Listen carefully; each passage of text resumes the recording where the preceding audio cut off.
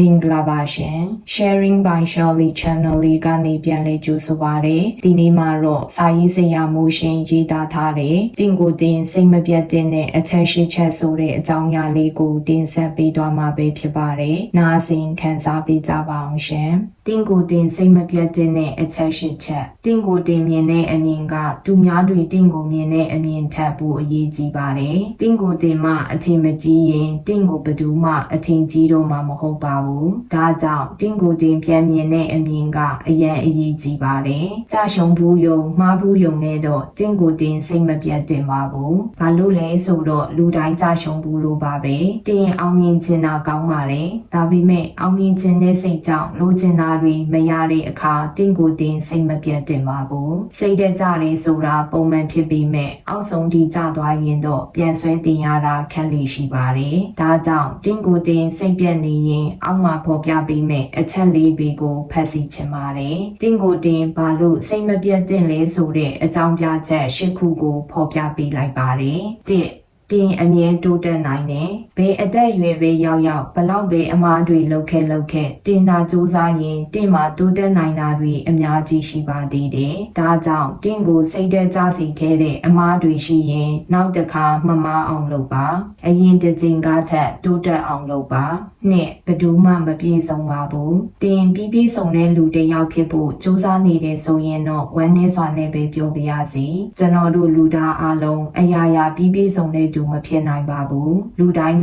အားနည်းချက်ကိုစီရှိတတ်ကြပါတယ်ဒါကြောင့်တင်းမှာမပြည့်စုံရင်အခြားသူတွေလည်းမပြည့်စုံဘူးဆိုတာမမေ့ပါနဲ့3လူတိုင်းအမားလုပ်တတ်ကြတယ်အမားတစ်ခါလုပ်တိုင်းဒါမမေ့သေးဆိုတင်းအုံနောက်ထဲမှာအခြားအရာတွေထည့်ဖို့နေရာတောင်ရှိမှာမဟုတ်ပါဘူးလူတိုင်းအမားလုပ်တတ်ကြပါတယ်တင်းလည်းအမားလုပ်တတ်တယ်ကျွန်တော်လည်းအမားလုပ်တတ်တယ်စကားပုံတစ်ခုရှိတယ်အမားဆိုတာပြန်တတိမရနေရင်စကားလုံးတစ်ခုထပ်မပူဘူးတဲ့အမားလုပ်ပြီးရင်ချက်ချင်းမေးပြရမယ်လို့ဆိုလိုတာမဟုတ်ပါဘူးအခြားစကားပုံတစ်ခုကတော့အမားကောင်းကိုမဖြုံတီးလိုက်ပါနဲ့အဲ့ဒီအမားကနေတစ်ခုခုရအောင်ယူပါတယ်အမားတွေရှိရင်အဲ့ဒီအမားကနေသင်ခန်းစာယူပါပြီးရင်အဲ့ဒီအမားနောက်တစ်ချိန်မမအောင်ကြိုးစားပါ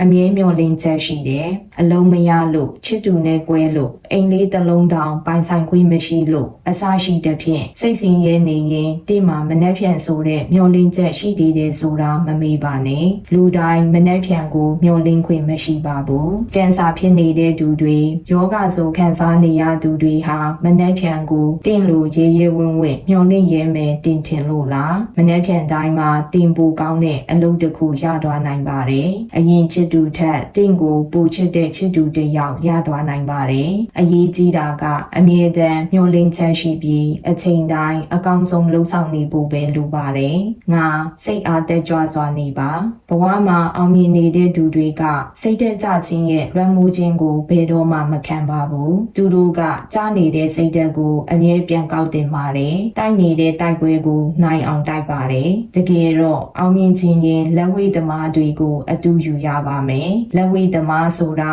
တစ်ချိန်တစ်ခါတော့မူးမိသွားလောက်အောင်အထိုးခံပူပါတယ်။ဒါပေမဲ့မူးမိနေတဲ့စိတ်ကိုပြန်စုစည်းဒိုင်လူကြီးရဲ့အမတ်စင်ကိုတေချာနာထောင်ထိုးနေတဲ့ပွဲကိုဆက်ပြီးအနိုင်ရအောင်ထိုးရပါတယ်။တခါတလေလောကကြီးမှာအရှိုက်အထိုးခံရတယ်လို့မူးမိသွားလောက်တဲ့လောကတဲ့တရားတွေတင်ခံစားရပါလိမ့်မယ်။ဒါကတင်တယောက်တည်းမဟုတ်ပါဘူး။ဒါပေမဲ့အဲ့ဒီအချိန်ကျရင်တင်းရဲ့စိတ်တွေကိုပြန်စုစည်းပါတင်တိုက်နေတဲ့ပွဲကိုနိုင်အောင်ဆက်တိုက်ပါဘယ်တော့မှလဲကျတဲ့နေရာမှာပဲပြောမနေပါနဲ့တင်ကိုတင်စိတ်သက်ကြွအောင်အမြဲနေပါ6တင်ကိုတင်သူများတွေနဲ့မနိုင်ရှင်ပါနဲ့လူတော်များစိတ်သက်ကြရခြင်းအကြောင်းရင်းကသူတို့ကို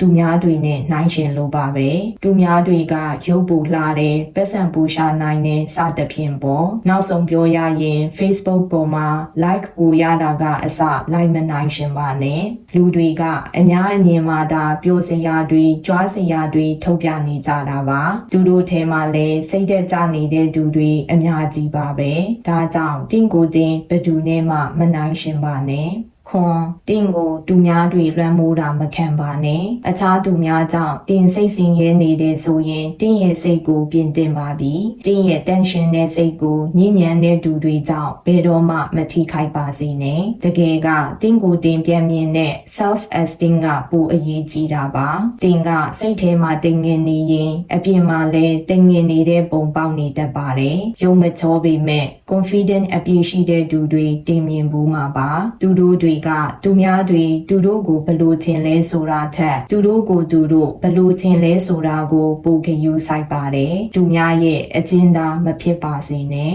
ရှစ်ဘယ်တော့မှအရှုံးမပေးနဲ့တစ်ချိန်တစ်ခါတော့ကျွန်တော်တို့အားလုံးကြရှုံးမှုကြတာကြီးပါပဲအမြဲတမ်းနိုင်ဖို့မဖြစ်နိုင်တယ်လို့အမြဲတမ်းလည်းရှုံးမနေပါဘူးတစ်ချိန်တစ်ခါကြရှုံးမှုယုံနဲ့တော့တင်းမျောလင်းချက်တွေကိုရိုက်မချိုးလိုက်ပါနဲ့တင်းလက်မမြောက်တဲ့၍မရှုံးသေးပါဘူးနားဆင်ပေးခဲ့ကြတော့စာပေချစ်သူများအားလုံးတရားပျော်ရွှင်ချမ်းမြေ့ကြပါစေရှင်